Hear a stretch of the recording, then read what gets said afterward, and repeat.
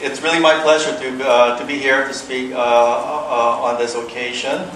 First of all, I'd like to say you guys have done a spectacular job. I'm really impressed with the quality of the e-portfolios that I've seen. It's quite amazing what you guys have done. As you know, CityU has been promoting e-portfolio for the past 5 years or so. We've been one of the most progressive in terms of using technology. Over the years, I think each year thousands of students have created e-portfolios, and in terms of competition, I think this is the third year we've organized this, and this is the most successful in terms of input. I think we have like over 100 submissions. So it's really remarkable for you to be here, regardless of what awards you get. It's a major achievement.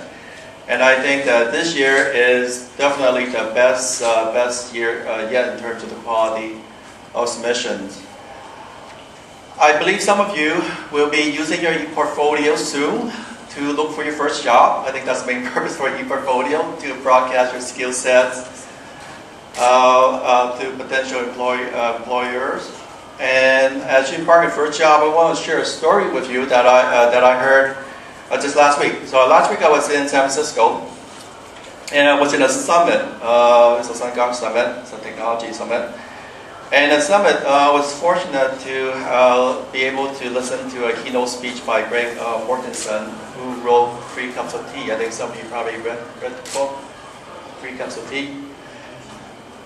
Anyway, if not, it is available in the bookstore. It's been on the New York Times bestseller list for a couple of years, I believe. And just to give you a quick background, Greg is a quite remarkable person. He started out as just like you and me, a very average guy, but then he made a commitment. He was in Pakistan trying to climb K2, but he got sick. And he went, because he got sick, he was not able to come back to the United States, so he stopped at a village, and the village people took care of him.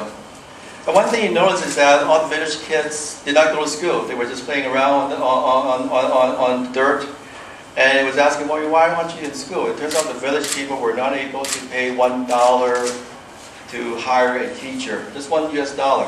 So he made commitments because they took care of him. He made commitments that when I get back to the United States, I'm going to collect enough donations to come back and build a school.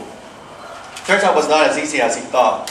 But later on, through all his effort, he came up with this Pennies for Peace program, where he motivated and energized all these little kids, grade school kids in the United States, to bring out their piggy bank to donate their pennies, which seemed like worthless to the kids. But through this effort, he was able to generate millions of dollars. And he went back over the years. He built over 130 different schools around Pakistan and Afghanistan. So it's amazing. But you should read his book to get the full story. But what I want to talk about is not so much about his story. It's about something he said about what he learned through the process. And hopefully that would be useful for some of the students who's graduating and moving on to their first job. So a reporter asked him, you've been a very successful person. You started out with just an average guy. He was not rich, he was just an average person, but you were able to accomplish so much.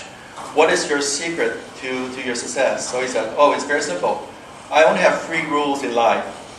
So this is what I want to share with you today. Hopefully this would be useful for you. So he said, first rule is listen. It's very important you listen to others. Listen to what they say. You might not like what they say, but you should listen to them, understand what they're trying to say. I guess this is what we call active listening.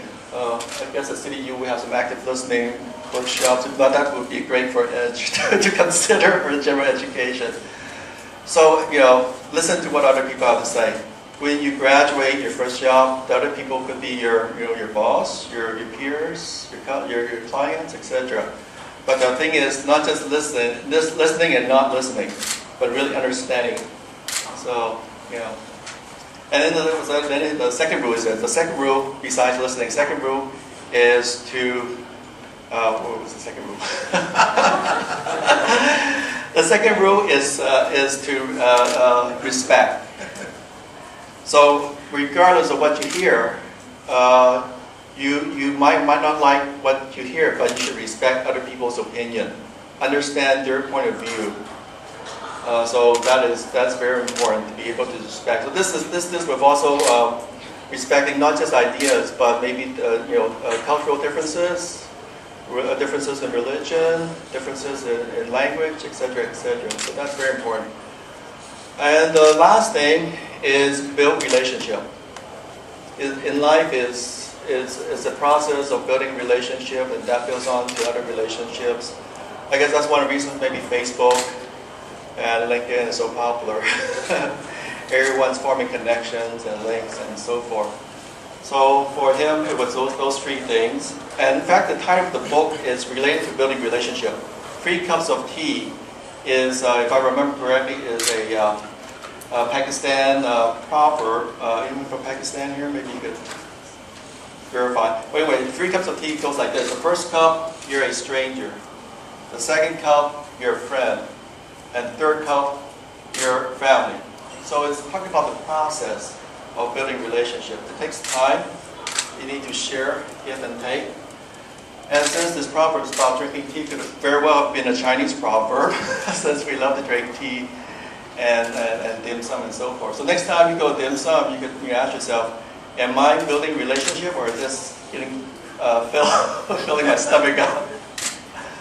So to conclude my talk, I'd like to how do I say that for a fresh grad, you're embarking on a very important stage in life. You're going from one stage to another stage, and there will be a lot of changes. So hopefully these 3 things could help guide you along the way. A job is not just a job. A job is not just a way to earn money. A job is an opportunity to build relationship that will lead to more opportunities. So 3 things: listen, respect, and build relationship. Thank you.